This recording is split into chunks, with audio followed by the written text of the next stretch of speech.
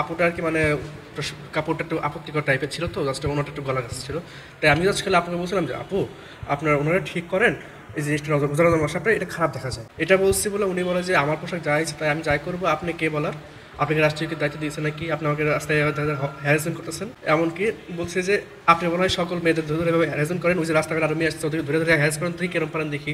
ওই ভাইটা বলতেছে আর কি, ওই ভাইটা বলছে এভাবে। তাই আমি বলছি যে কেন করবো আমাদের হ্যারাস, আমি তো হ্যারাস করতেছি না, আমি তো জাস্ট নর্মাল ভাবে বলছি। পরে উনি বলে যে আপনার কোন সরকার দায়িত্ব, সরকার গিয়ে নিয়ম আছে নাকি, আপনার রাষ্ট্রে কি এসব দায়িত্ব দেওয়া হয়েছে কি দেওয়া হয় নাই, এরকম বলবেন কেন, এটা আপনার ঠিক না, উচিত না। মেয়ে দেখলে আপনার বলতে হবে কেন, মেয়েদের দেখে এরকম বলেন, কবে আসছেন, কি করেন, কোথায় বাইরের নাকি ভিতরে, বুঝতে আমি ভয়ে ওই অবস্থায় বলে ফেলছি বাইরে, বুঝছেন। তো আপনার হলো পরবর্তীতে ওরা বললো তাহলে আপনাকে প্রক্টর টিমের সামনে নিয়ে যাবো, আপনি চলেন। তো আমি ওখানে চলে আসছি, ওখানে তো যাইনি, ওখানে সাথে যাইনি, যাই আমি অফিসে আসছি ব্যাক করে যখন বাসায় যাচ্ছি তখন আমার ছোটো ভাইরাকে বলছে যে ভাই তুমি একটা ভাইরাল হয়েছে, তোমাকে এটা নিয়ে ওরা ভাইরাল করতেছে, সবাই খারাপ কথা বলছে। তোমার তাই না, ওর পর থেকে ওরা আমার ফেসবুক মেনশন করে দিয়ে দিয়েছে ওখানে। আমার ফেসবুকে ওরা ঢুকে সেরে যে যা পারছে আজে বাজে গালি দিচ্ছে, আমার ওয়াইফের নামে খারাপ কথা বলতেছে। তারপরে আপনি মনে করেন যে যেভাবে পারতেছে আমার সত্যি যা এইসব কিছু আনতে সব কিছু, তুই পোশাক নিয়ে কথা বলবি কেন, আমি তো সত্যি বলতে কোনো পোশাক নিয়ে কথা বলি নাই।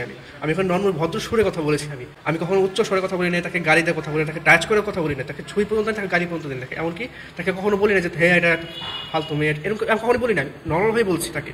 সে আমাকে বলছে যে আমি তাকে টিচ করছি, এমনকি তাকে রেখে আমি খারাপ ভাষায় কথা বলছি, গালি দিছি, এসব জিনিস তার সত্যি বলতে এসব কিছু না। এমনকি ওরা মামলায় এরকমভাবে দায়ী করছে যে আপনারা বলছে যে ওরা নাকি জাদুঘরের সামনে থেকে, বাট কিন্তু আমি সত্যি করে বলতে জাদুঘরের সামনে না, উদ্যান গেটের সামনে কাছাকাছি থেকে আপনার ওইখান থেকে হয়েছে ঘটনাটা। ওনারা এমনভাবে আপনার মনে পরে আমাকে, যখন আমি এই ঘটনা উঠছে তখন আমি আমার ভাইয়াকে ফোন দিচ্ছি, আমার অফিসের স্টাফ মনির ভাই, তো আমি ফোন দিচ্ছি। মনির ভাই পরে বলো যে স্টুডেন্টরা তোকে খুঁজতেছে, তুই চাকরি যদি বাঁচাতে চাস তাহলে তুই আয়।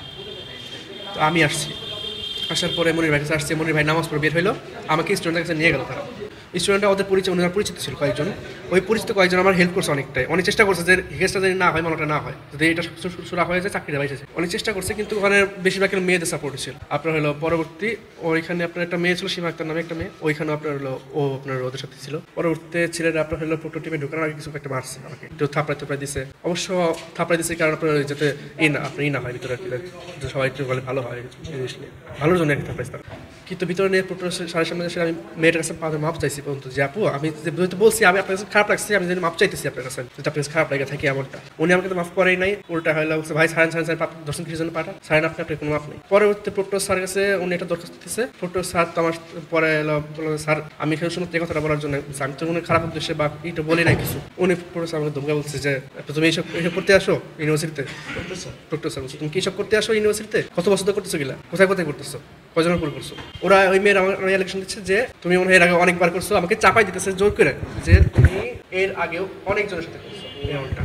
যে আমাদের কাছে মানে উনি দৃষ্টি প্রমাণ নেওয়ার কাছে যে আমি করছি, আমি বলছি যে আপনার প্রমাণ নেয় শুধু কেন আমাকে দোষারোপ করতেছে। তো আপনার হলো পরে আমি বলছি যে এটা তো, পরে ওরা আবার সে জিনিসটা রায়গের সঙ্গে কথা বলে আমার ধমকায় আমাকে কেউ চুপ করে রাখছে, তারা আমাকে কিছু বলতে দিতেছিল না, মুখ বন্ধ করে রাখছিল, আমি কিছু বলতে পারছিলাম না। পরে যখন বাইরে আসছে, বাইরে সেরা তুই তো দোষ স্বীকার করছিস, আমি বলছি ভাই আমি শুধুমাত্র এই কথাটা বলছি, এটা আমি দোষ স্বীকার করতেছি, অন্য কোথাও মেয়েকে আমি হ্যারাস করছি কি না করি না সেটা আমি দোষ স্বীকার করি নাই। তারপরে আপনার হলো আমি যখন ফেসবুক কমেন্টগুলো ঘাটাঘাটি করছিলাম আমার ওইখানে ওই আপনার যারা ভাইরাল করছে আর কি, ওইখানে লেখা ছিল যে আমি নাকি এর আগে সাভারে একটা মেয়েকে নাকি আমি হ্যারাস করছিলাম উইদাউট এনি প্রুফে। প্রক্টর টিম থেকে আপনাকে এখানে সাভারে দিয়ে গেছে না? জি প্রক্টর টিম থেকে দিয়ে গেছে। এমনকি যখন আমি আমার ফেসবুকে ঢুকছি তখন দেখি যে আমার কমেন্ট লিস্টে আপনার, আমার ফেসবুক প্রোফাইল লক ছিল না তখন, আমার কমেন্ট লিস্টে আপনার হলো আমার স্ত্রী না কার কথা বলছে।